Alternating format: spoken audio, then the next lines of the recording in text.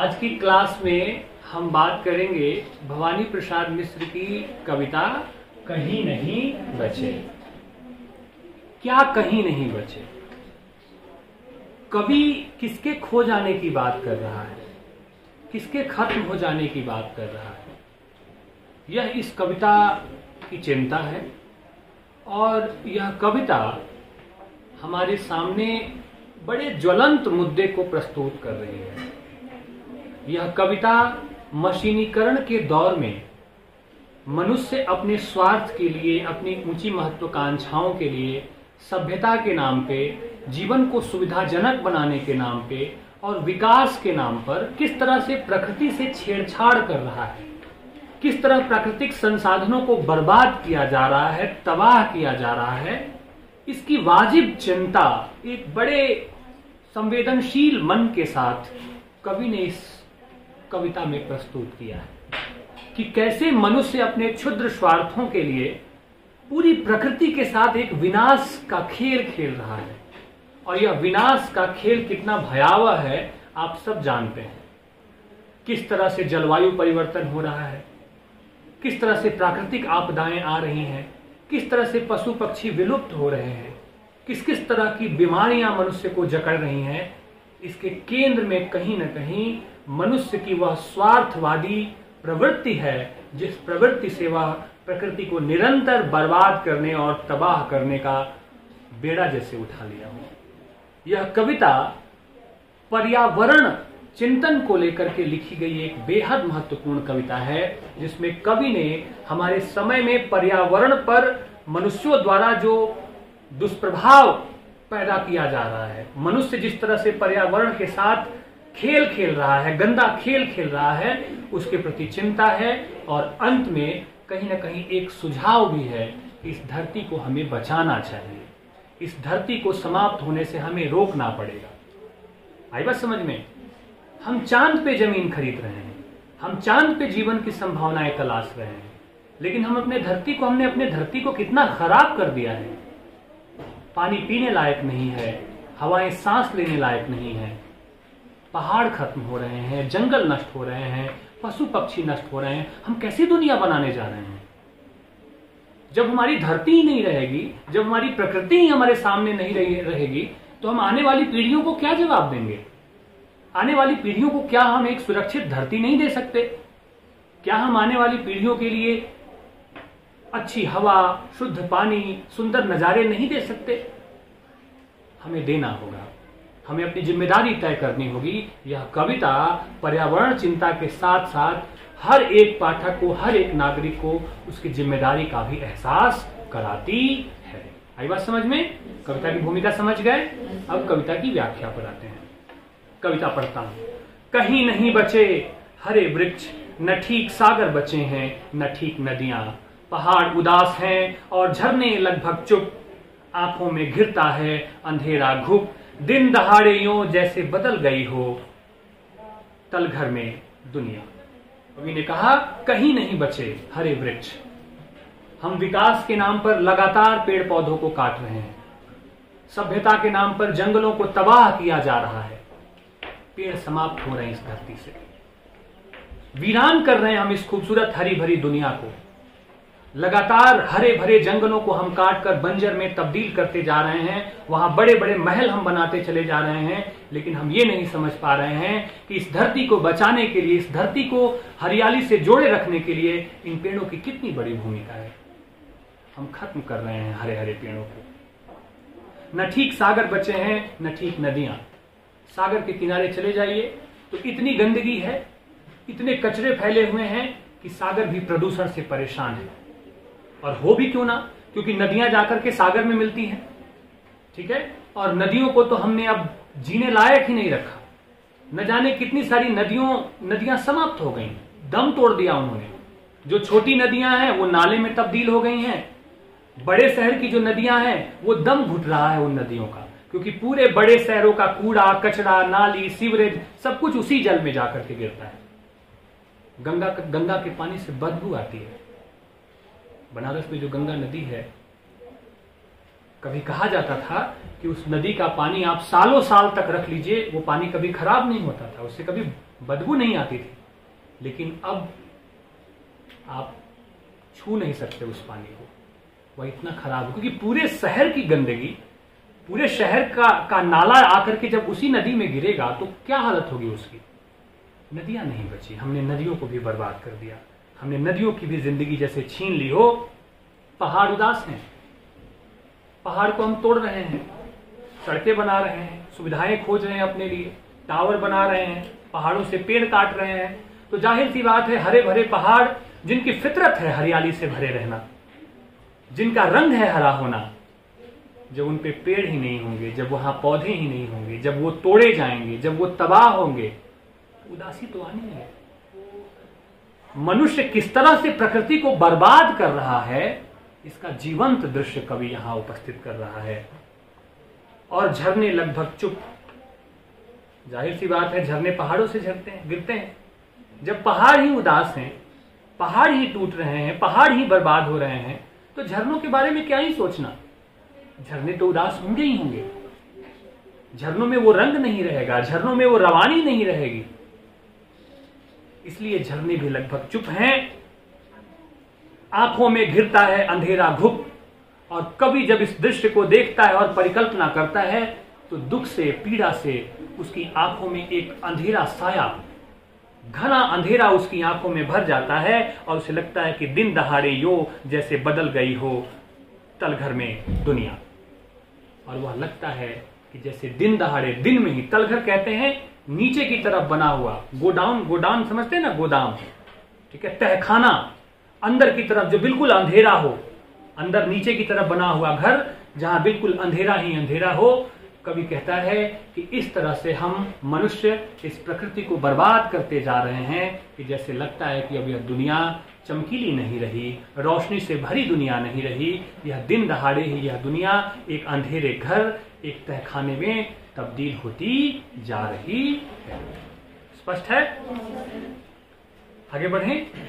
कवि फिर कहता है, कहीं नहीं बचे ठीक हरे वृक्ष, कहीं नहीं बचा ठीक चमकता सूरज, चांदनी उछालता चंद, स्निग्धता बिखेरते तारे, काहे के सहारे खड़े कभी भी उत्साहवंत सदियां, इसलिए चली जा रही हैं वे सिर झुकाए, हरेपन से हीन सूखेपन की ओर, पंछियों के आसमान में चक्कर काटते दल नजर नहीं आते, क्योंकि बनाते थे वे जिन पर घोंसले वे वृक्ष कट चुके हैं। कहीं नहीं बचे ठीक हरे वृक्ष।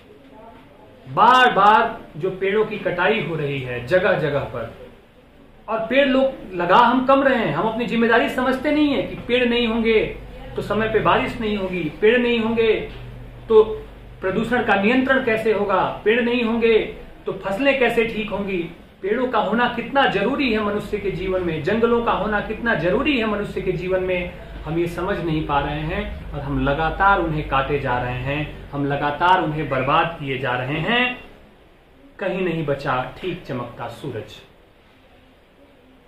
और प्रदूषण से सूरज का हाल भी बेहाल है।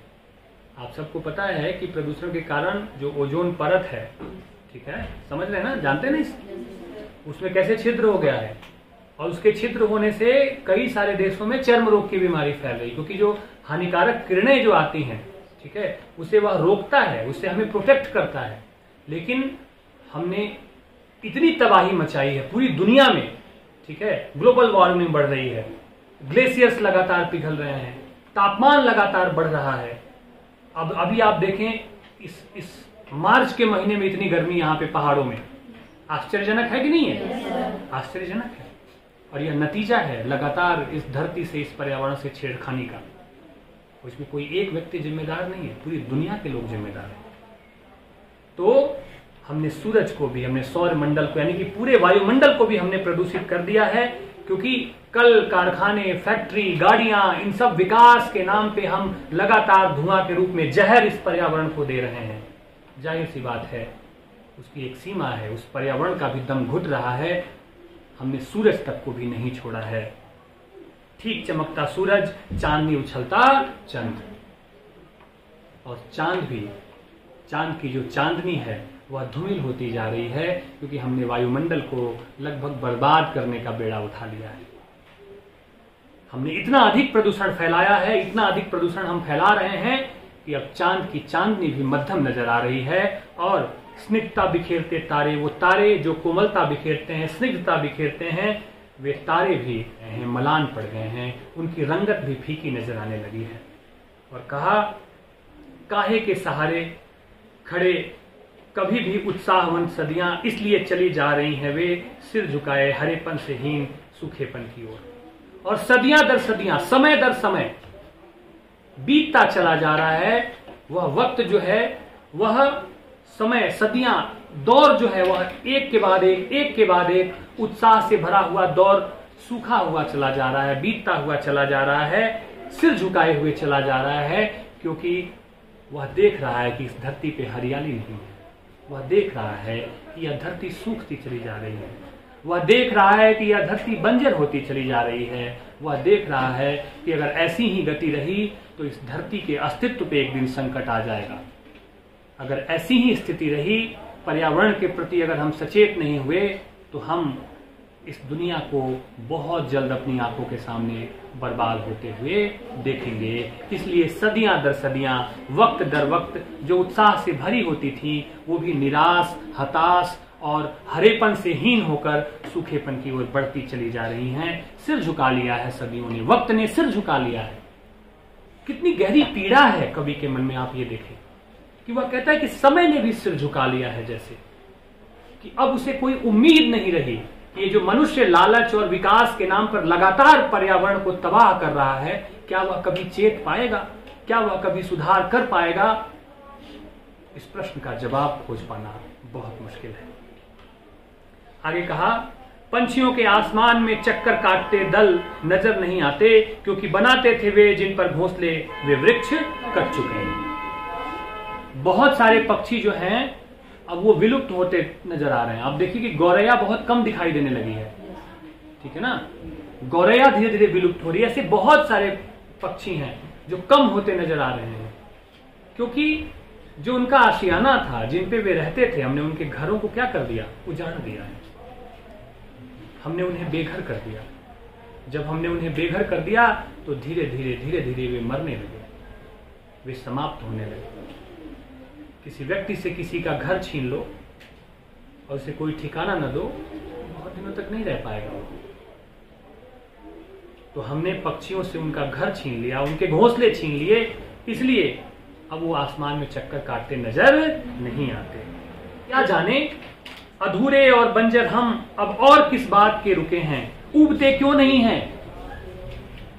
प्रश्न किया मनुष्य से कि क्या जाने आखिर कब तक अधूरे और बंजर हम, अधूरे लोग हैं हम, जो सिर्फ और सिर्फ अपने विकास का पक्ष देखते हैं, अपने स्वार्थ की बात देखते हैं। प्रकृति को हमने पीछे छोड़ दिया है। और जब जब आप प्रकृति को पीछे छोड़ेंगे, प्रकृति के साथ आप सामंजस्य स्थापित नहीं करेंगे, तब तब विभीषिकाएं आएंगी, तब तब त्रासदी मनुष्य को झेलनी होगी। लेकिन ये बात मनुष्य समझता नहीं है। कवि कहता है, क्या जाने हम आखिर कब तक हम सिर्फ पृथ्वी को बर्बाद करते रहेंगे और इस बर्बादी का मंजर देखते रहेंगे, और हम खुद बंजर हो गए। बंजर मतलब इस प्रकृति को लेकर हमारे भीतर कोई संवेदनशीलता नहीं रही। जैसे धरती बंजर हो जाती है, वैसे ही हम बंजर हो गए हैं अपनी इस प्रकृति को लेकर के। इस प्रकृति के प्रति हमारी जो जिम्मेदारी है, हमारा जो कर्तव्य है, जो प्रेम है, उसे हम भूल चुके हैं। और आखिर कब तक और अब किस बात के लिए रुके हैं? उबते क्यों नहीं हम इस रंग तरंगहीनता और सूखेपन से? उठते क्यों नहीं है यूं कि भर दें फिर से धरती को ठीक निर्झरों, नदियों, पहाड़ों और वनों से? अंत में एक सकारात्मक संकल्प की ओर प्रेरित करते हुए कवि कहता है कि आखिर क्यों हम उबते नहीं, और क्यों नहीं इस चीज को समझते हैं कि हमें अपने अस्तित्व को बचाए रखने के लिए इस धरती का अस्तित्व बचाए रखना जरूरी है। इसलिए हम क्यों नहीं उबते और क्यों नहीं इस तरंगहीनता, इस सूखेपन से, जो प्रदूषण की तरंगहीनता है, सूखापन है, जो इतनी बीमारियां फैल रही हैं, लोग मर रहे हैं, त्राहिमाम हो रहा है, लेकिन फिर भी हम इस समस्या की जड़ तक नहीं पहुंच पा रहे हैं, समस्या की जड़ के बारे में नहीं सोच पा रहे हैं। ये सारी समस्याएं कहीं ना कहीं प्रकृति के साथ मनुष्य की जो विनाश लीला का जो खेल हो रहा है, उससे ये सारी समस्याएं जुड़ी हुई हैं। और क्यों नहीं हम फिर से खड़े हो जाते, क्यों नहीं हम उठते और भर देते इस धरती को हरियाली से, वनों से, क्यों नहीं हम अपने पहाड़ों को फिर से खुशरंग बना देते, क्यों नहीं हम अपने पहाड़ों से गिरते हुए झरनों में फिर से एक नई ताजगी और एक नया रंग भर देते। ताकि प्रारंभ में कवि एक हताशा और निराशा की बात कर रहा है, लेकिन अंत में वह एक उद्देश्य सबके सामने रखता है कि हमें पौधे लगाने चाहिए, हमें अपने वनों को बचाना चाहिए, हमें इस धरती को अगर बचाए रखना है तो अपनी प्रकृति को बचाना होगा, अपने परिवेश को बचाना होगा, और इसकी शुरुआत हम सब से होगी। इसलिए हम सबको चाहिए कि हम ज़्यादा से ज़्यादा पेड़ पौधे लगा सकें, ज़्यादा से ज़्यादा हम पेड़ पौधों को कटने से बचा सकें और बचा सकें अपनी इस धरती को, बचा सकें इस दुनिया को। नहीं तो आने वाली पीढ़ियां हमसे पूछेंगी कि क्यों नहीं बचा सके तुम धरती को, क्यों नहीं दे सके तुम हमें ताज़ी हवा, क्यों नहीं दे सके तुम हमें साफ पानी। और ये सबकी जिम्मेदारी बनती है, हम सबकी जिम्मेदारी है। यह कविता पाठक को एक नैतिक कर्तव्य बोध के लिए भी जगाती है कि हम जागें और इस धरती के लिए कुछ प्रयास करें, कुछ पौधे लगाएं, अपनी जिम्मेदारी को समझें। स्पष्ट है? यही इस कविता का भाव है, कविता की व्याख्या है। जहाँ तक कविता के शिल्प पक्ष का विषय है तो इसमें प्रसाद गुण विद्यमान है। सीधे सीधे कवि अपनी बात कहना चाहता है और छंद मुक्त कविता है, और कहीं ना कहीं एक अंत में इसमें संबोधन शैली का भी प्रयोग किया गया है, और अनुप्रास अलंकार इस कविता में ज्यादातर प्रयुक्त हुआ है। ठीक है? और कविता की भाषा सहज, सरल और प्रवाह पूर्ण है। ठीक है बच्चे? स्पष्ट है? आ गया समझ में?